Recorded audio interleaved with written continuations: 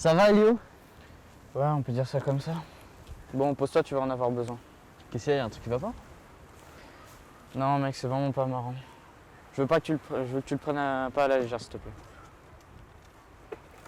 Tiens. C'est quoi ce journal tout pourri? Après 2 mois de confinement, j'imaginais pas trop ça comme retrouvaille hein, avec toi.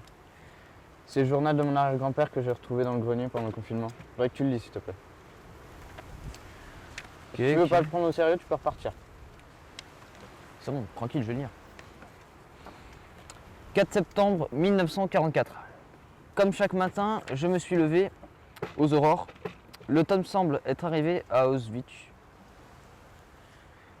Et après de fortes chaleurs de l'été, la pluie incessante est insupportable. Nous devions tous nous aligner et rester bien immobiles dans la boue pendant l'appel. Nous prions pour ne pas avoir la malchance de nous prendre une punition. Un de mes camarades est décédé cette nuit. C'est moi qui ai trouvé son corps. J'ai dû le porter jusqu'à la fosse commune. Je suis descendu, parti travailler, comme tous les jours. Je suis épuisé, mes muscles me lâchent. Ils sont douloureux. J'ai failli m'évanouir une dizaine de fois au cours de la journée. Il y a tellement de malades. Les cris résonnent depuis le baraquement médical jusqu'à dans tout le camp, c'est devenu habituel. 5 mois déjà que je vis cet enfer. Nous essayons de survivre tant bien que mal, mais à quoi bon? À quoi bon vivre quand on traîne les corps de ses frères, pour les jeter comme des déchets? À quoi bon vivre une telle vie? On nous utilise, ce qu'on nous ordonne de faire n'est pas humain.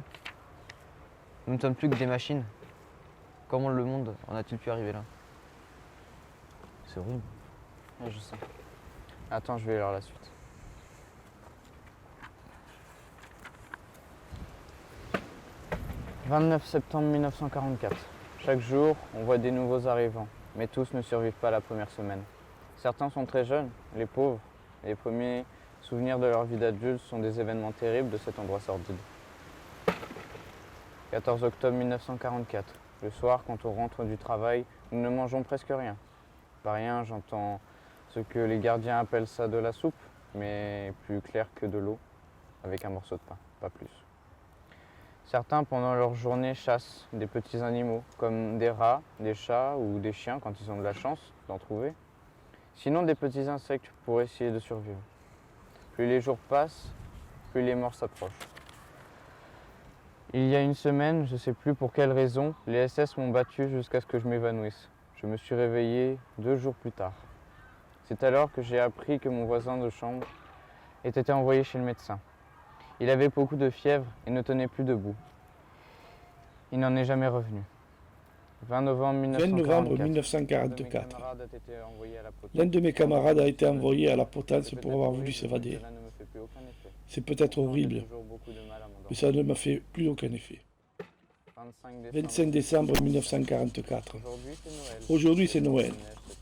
Il a beaucoup neigé cette nuit. Nous sommes tous frigorifiés. En guise de cadeau, les SS nous ont presque tous frappés ce matin.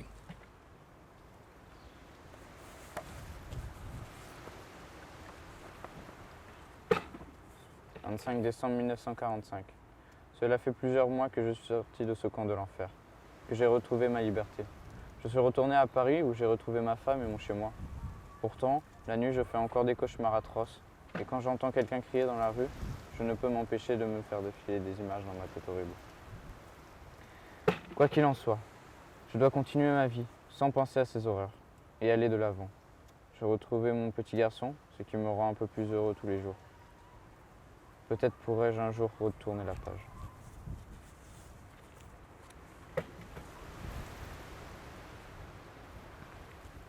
C'est drôle, il y a à peine une demi-heure, je pensais que j'avais vécu les pires moments de ma vie avec le confinement.